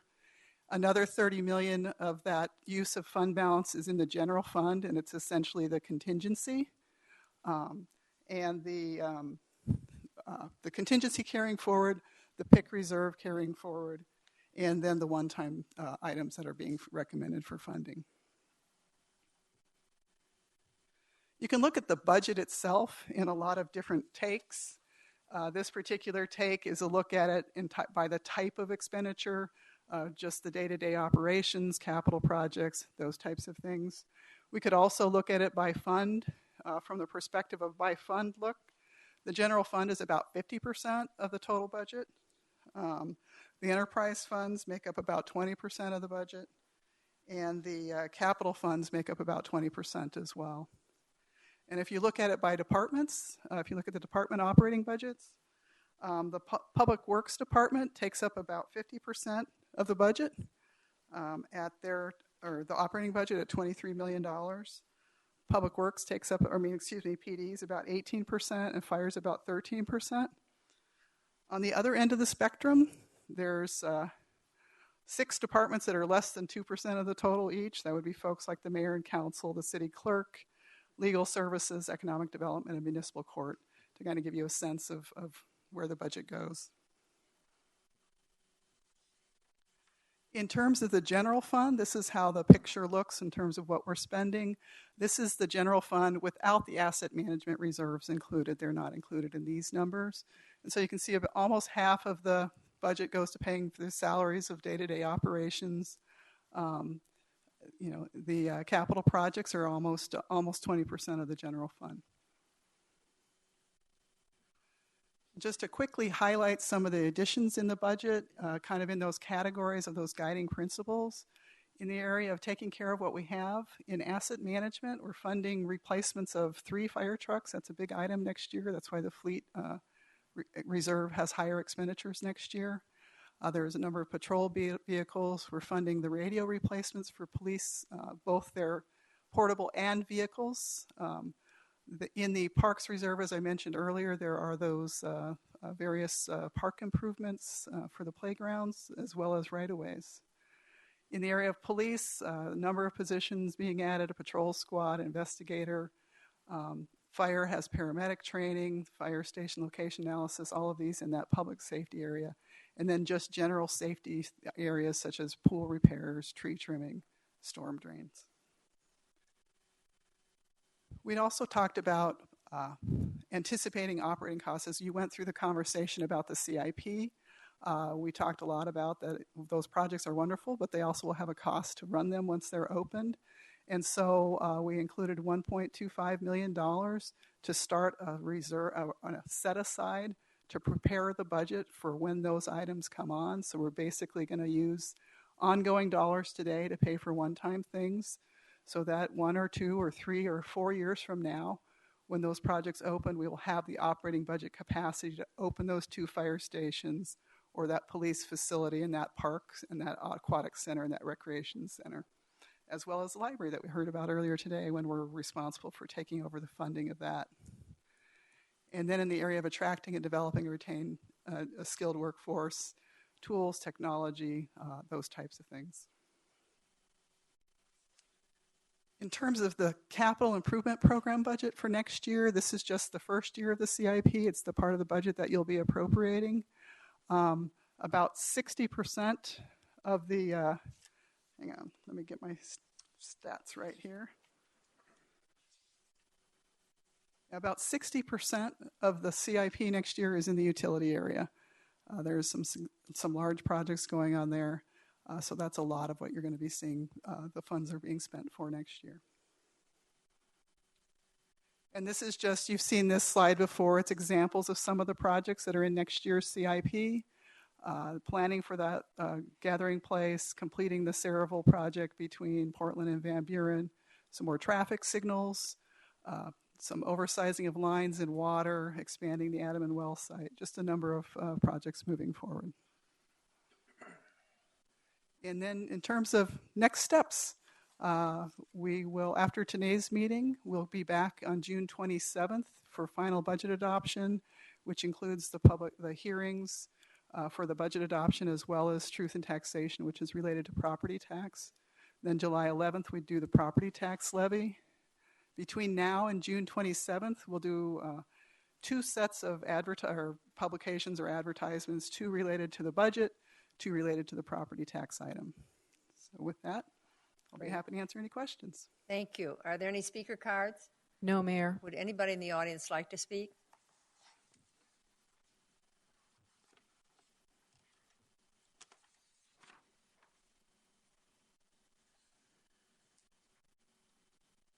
Will the city clerk please read Resolution 16-1764 by title only, please?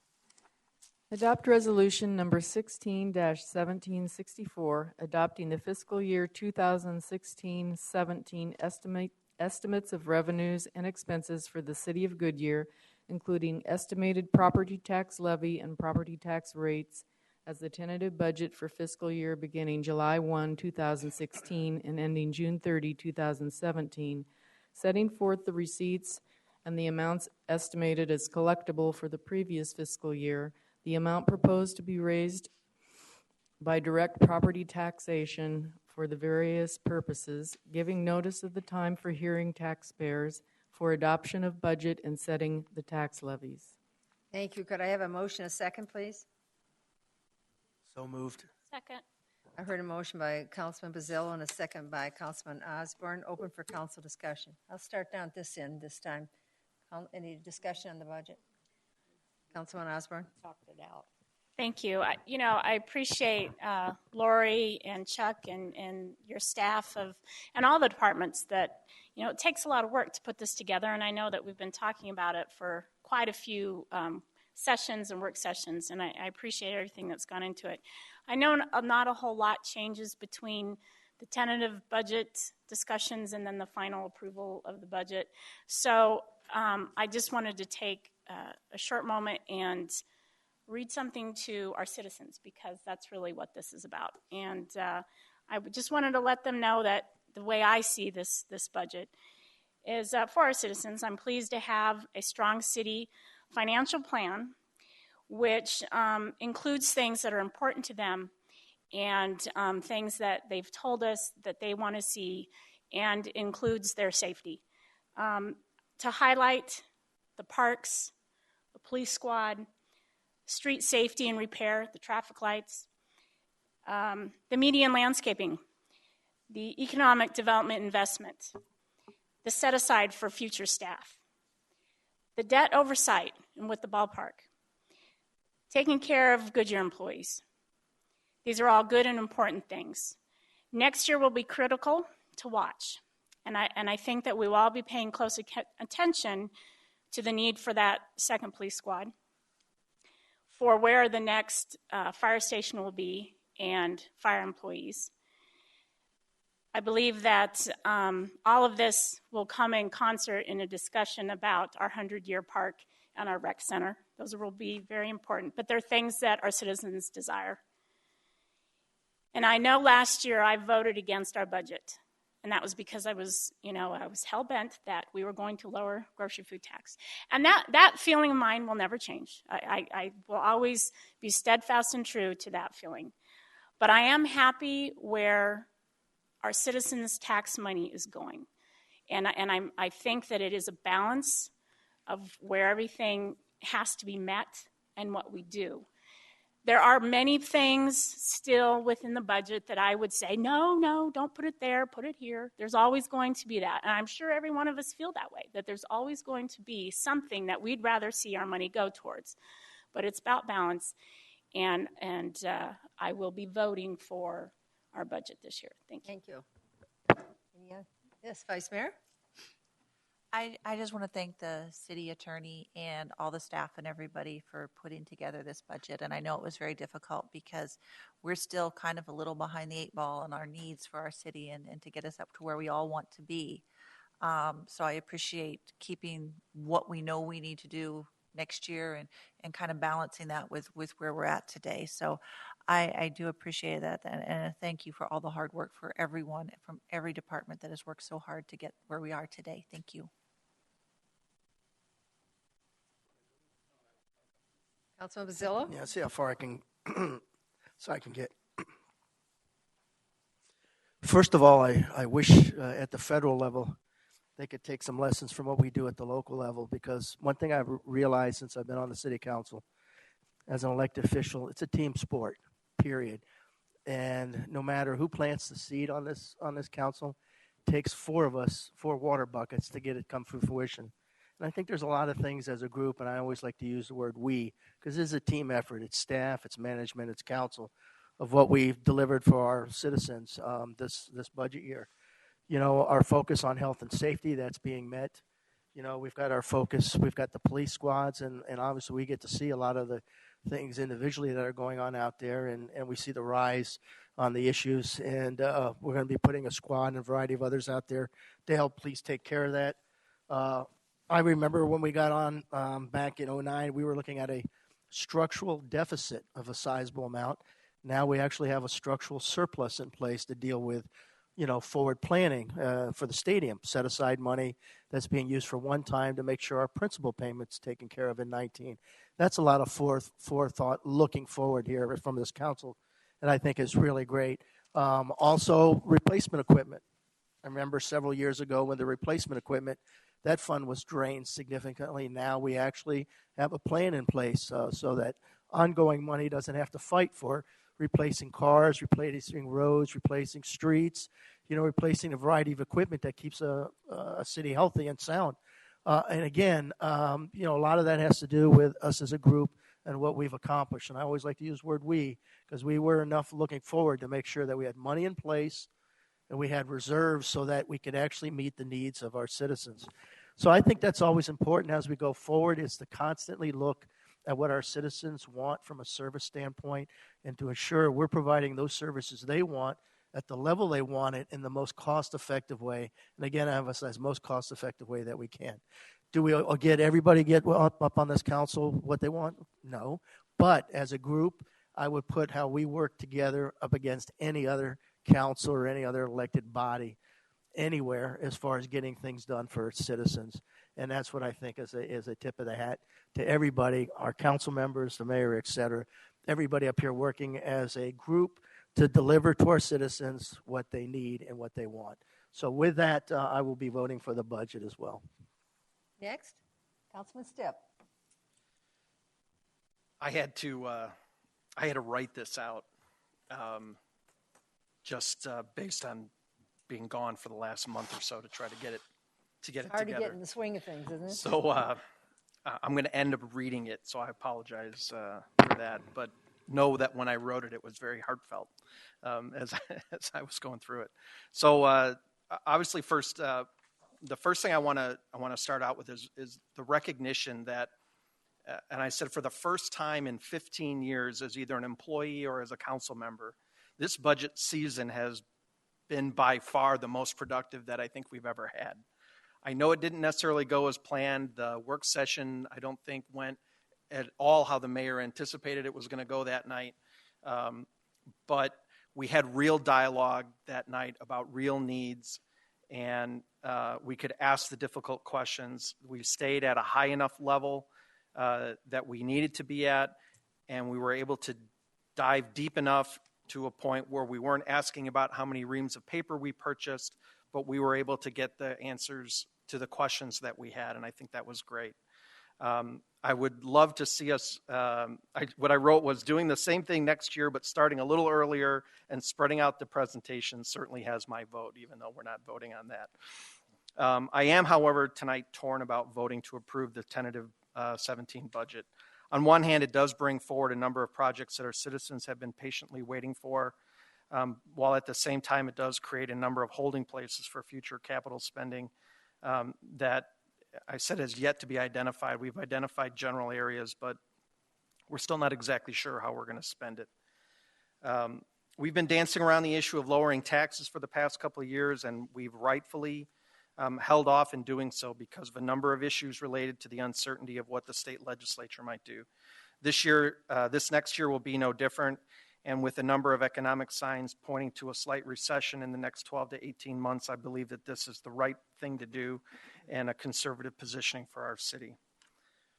We first began, we had our first strategic action planning process in 2013, which was then followed in 2014 by a very robust performance measurement system implementation, and then the addition of priority-based budgeting to further measure our effectiveness and the efficiencies of the services that we deliver to our residents.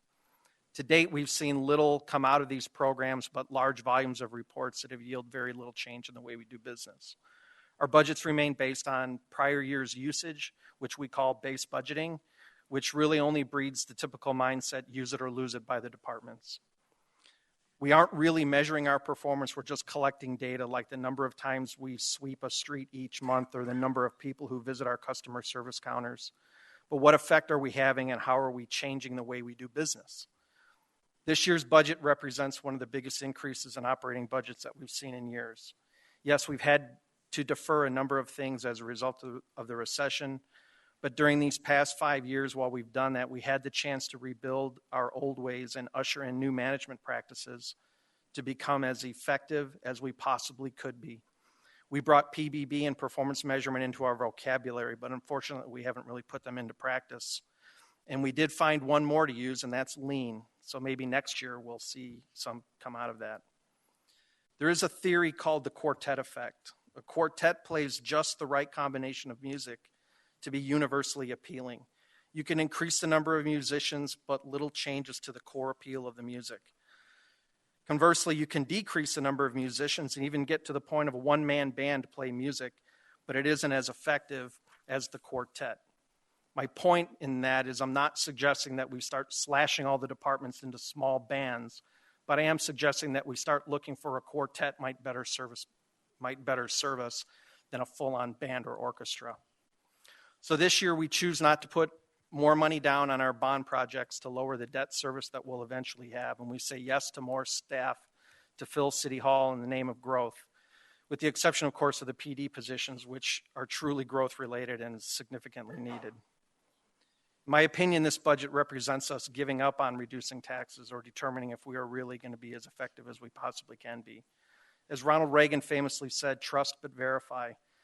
And it is my opinion that the City Council must do just that. We need to ask more questions and challenge our staff so that we can confidently say to our residents, yes, this is truly needed. I understand that a lot of good will come from this budget and that our residents will see change in what we offer. But if no one can afford to live here, what have we really accomplished? The last citizen satisfaction survey revealed to us that residents perceive an overall decrease in the value of services for their taxes paid and a decrease in the overall image of the city. Maybe this budget will turn that around because we're making an investment again in that, and I'll be wrong, and I certainly hope that I am.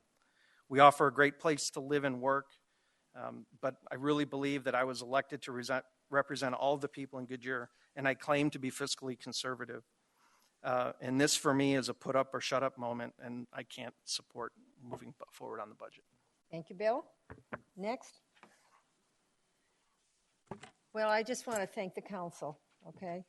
I want to thank you for all the cooperation and how helpful you've been. As we know, we don't always agree on everything, but we're able to come forth and come together on a vote. We have very little trouble with that if you look past over the years. I think you've done a great job. I appreciate the fact that you do your homework. And I've seen through the year, I've seen an increase from the beginning of the year to that. I know that you've been home and you've been studying, you've been reading. That means a great deal to me. So I think our lifestyle on this dais is healthy. I think there are moments, just like this moment here, where I disagree with Councilman Stipp. But he has the right to say that, and that's kind of a protection to the citizen, because there may be some people out there that feel like each of us have certain opinions. Joanne, through the years, you've talked about some of yours. So I just think it's very, very healthy. I want to thank staff, because, you know, when you look, I think it's already been said, you look at this budget. Do you know how many hours and toil it takes to create this and then still kind of do it to the policies of the 7 of us that are up here? So it's just extraordinary for me. But no matter what, Bill, how you feel about this, the people in Goodyear love their quality of life. And I get reinforcement. It's a great position to be in as a mayor, because I get calls, I get taps on the back, I get stopped every. And I tell you this each time because it is true.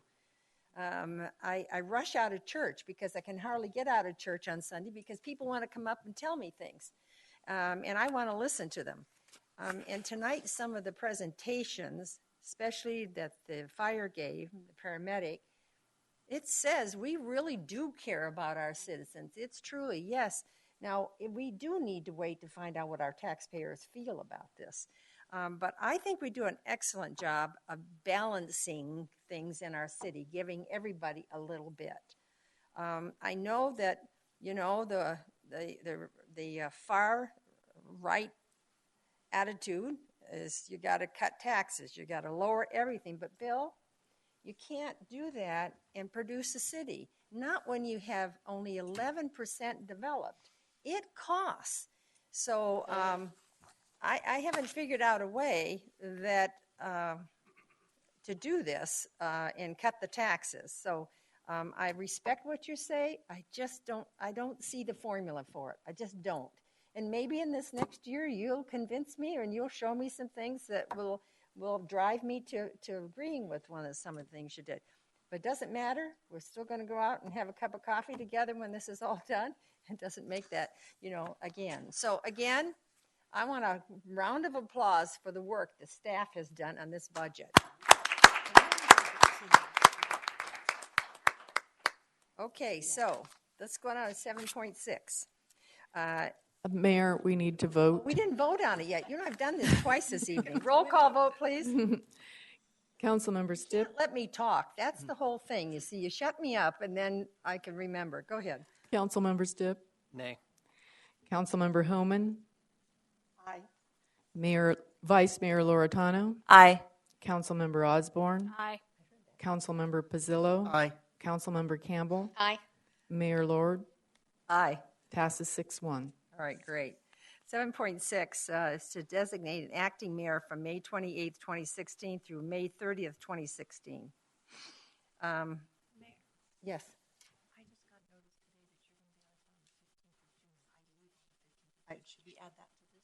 Yeah, they can't. Well, we have another one coming up. I reported it today. There'll be another time we'll need an acting mayor that Sherry and I are going to be gone again. But we're just acting on this one tonight. So, Mayor, can we make a motion? Yes, that would be great. I would move that Joe Pizzillo be our acting mayor while our mayor and vice mayor are gone, only if he gives us a raise. Do I hear a second? Second. Okay, we've had a motion by Councilman Campbell, a second by Councilman Osborne. Open for council discussion. Do we have to ask Joe if he wants the responsibility? Is there anything that we can get a song while you guys are? No, I'll pass on that. No, that's fine. Okay, is that it? All right, so all in favor say aye. Aye. Aye. Opposed? The ayes have it. All right, so we're down to the council information. Ooh. Anybody want to talk tonight? Yeah, Mayor. Yes, Councilman Pizzillo. We always pride ourselves, and I know Joanne's also big on education. We're all big on education. And I had the ability to get to the Western Sky Middle School this past week for their award being recognized as an A-plus school. So I believe there's, 3 of them in our city, if I'm not mistaken, and that's a major, major accomplishment to get to A-plus. So again, it was nice to see. They brought all the kids into the and from the street, that school looks so small until you go in there. That's the first time I've ever been actually inside that campus. It's huge. It is huge. It's a huge campus, and all the kids come in. They got the band playing. It is a big deal. So again, I want to recognize their accomplishment, and that's great here for the city itself. I really enjoyed that event.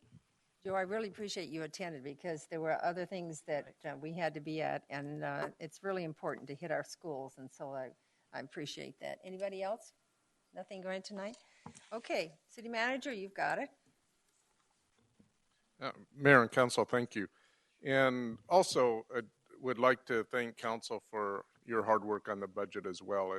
A lot of time invested in that, and thank you for the leadership and direction you provided us along the way. Just as a reminder, on Monday we will be closed in honor of Memorial Day, so that is this coming Monday, May 30th. It's a federal holiday that really recognizes those that gave the ultimate sacrifice in our military. So it is a remembrance for them. City offices will be closed, and our next council meeting is June 13th. Does that, Sherry's question, is that going to work with the time frame that we're both out of the town? I don't live till the 15th. Oh, you don't leave, okay, all right. Okay, all right, great. Okay, good. Thank We you. have a question for the manager. Yes, I'm going to turn it right now. Anybody have any inquiries of the city manager? Just one. Councilman Bazzillo? I had an individual, and I've been out of the business for so long, so I couldn't answer, but when it comes to sales tax, you go to a restaurant and sometimes they give you their own coupon, say 2-for-1 type of deal. And the question is the sales tax on the total price before they take that discount, or should the tax actually be on that discount? And you know what? I couldn't answer the question. I should have been able to if I'd used to do that. But if I can, does anybody know? Okay. That's our interim finance director. We both have our own opinions, but we'll get back to Well, you. yeah, I know to it's a make gross sure. receipts tax, so you think Right. of gross, but in the same token, it's the company that when you come in, they never got the money to start with. They gave you, say, 2-for-1 dinner. You buy, 2 sandwiches, one comes free. Should it be the tax on the total of the 2 or just the 1? So if you could get back to me so I can get back to them, I would appreciate it. And again, I should know that because I used to do that many years ago, but I don't remember. Yeah, what you do? You still tip on the 2. Oh, Tip on I the 2, just yes. put this away, so I can't tell you when the next meeting is, so let's look here. We know when the next meeting is because I just put the take back. It's Mayor. All right, next June council 13th. meeting is June 13th. This meeting's adjourned. Wait. I won. You would have gone Don't forget.